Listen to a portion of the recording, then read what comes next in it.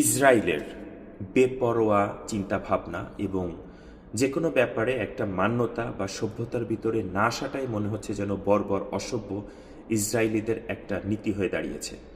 বিশ্ব যখন চাচ্ছে একটা শান্তি চুক্তি হোক এবং বিশেষ করে মধ্যপ্রাচ্যের অঞ্চলে একটা শান্তি প্রতিষ্ঠিত হোক, মার্কিন যুক্তরাষ্ট্র এবং একই সাথে ইরানের মধ্যে যে একটা ঐতিহাসিক শান্তি চুক্তি হতে যাচ্ছে, ইরান এবং যুক্তরাষ্ট্রের মাঝে হঠাৎ কোনো তথ্যপত্র ছাড়া ইচ্ছাকৃতভাবে বিশেষ করে লেবাননে ক্রমাগত হামলা ইসরায়েল চালিয়েই যাচ্ছে এবং তারা অলরেডি ঘোষণা দিছে যে যুক্তরাষ্ট্রের সঙ্গে ইরানের এই শান্তি চুক্তি তারা মানে না।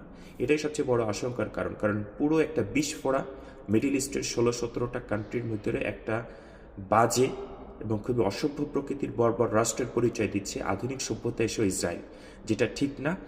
তাদেরকেও এই আইনে অথবা বিশ্ব শান্তি প্রতিষ্ঠার ক্ষেত্রে ন্যূনতম কাণ্ডজ্ঞান উদয় হোক ওই দেশের জনগণের, এই প্রত্যাশা করি।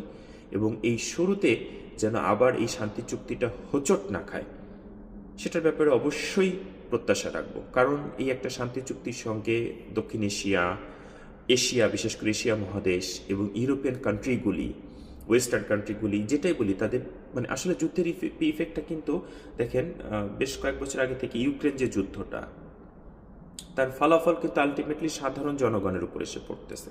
আমি সবসময় যুদ্ধের বিরোধী, কারণ যে কোনো কিছু আলাপ আলোচনার মাধ্যমেই কিন্তু সমাধান করা সম্ভব।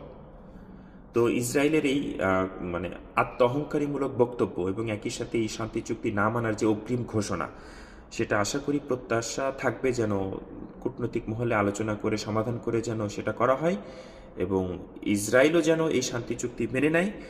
বৃহত্তর মিডল ইস্ট কান্ট্রিগুলিতে যেন শান্তির বাতাস বইতে শুরু করে, মানুষের জীবনযাত্রা যেন স্বাভাবিক হয়।